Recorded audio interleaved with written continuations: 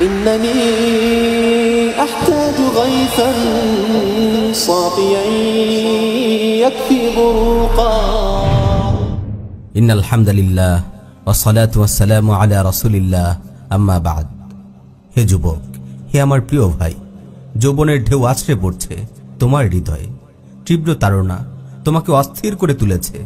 চারদিকের ফিতনায় ভরা পরিবেশ হাতছানি দিয়ে ডাকছে তোমায়।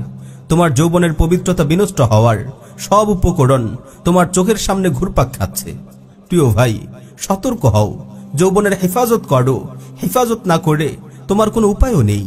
আজ যদি যৌবনের পবিত্রতা নষ্ট করো তাহলে পুরো জীবনকেই তুমি বরবাদ করবে। যদি সুখ ও সমৃদ্ধিতে ভরা একটি জীবন চাও তাহলে যৌবনকে হেফাজত করো।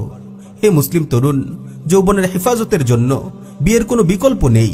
এই জাহিলি সমাজ বিয়েকে কঠিন করে দিয়েছে আর বেবিচারকে করেছে সহজ। তবুও তুমি হাল ছাড়বে না।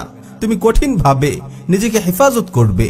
তুমি নিজের চোখকে হেফাজত করবে, নিজের চিন্তা ও কল্পনাকে হেফাজত করবে। যৌবনের উত্তাল দিনগুলোতে নিজেকে দিনী কাজে ব্যস্ত রাখবে, আল্লাহর কাছে সাহায্য চাইবে। নিজের যৌবন হেফাজতের জন্য বেশি বেশি করে দোয়া করবে।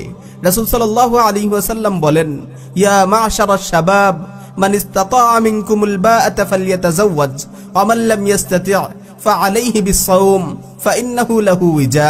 হে যুব সমাজ, তোমাদের মধ্যে যে বিয়ের সামর্থ্য রাখে সে যেন বিয়ে করে নেয়, আর যার সামর্থ্য নেই সে যেন রোজা রাখে, কেননা রোজা যৌন তাড়না দমন করে।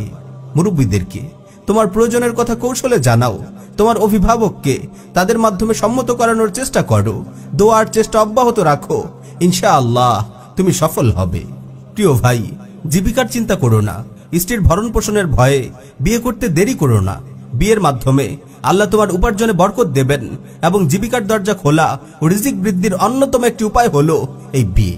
মুসনাদে আহমদে সহিহ সনদে বর্ণিত হয়েছে, রাসূল সাল্লাল্লাহু আলাইহি ওয়াসাল্লাম ইরশাদ করেন, সালাসুন কুল্লুহুম হাক্কুন আলাল্লাহি আউনুহু আল মুজাহিদু ফি সাবিলিল্লাহ ওয়ান নাকিহুল মুস্তাফিফ ওয়াল মুকাতাবু ইউরিদুল আদা।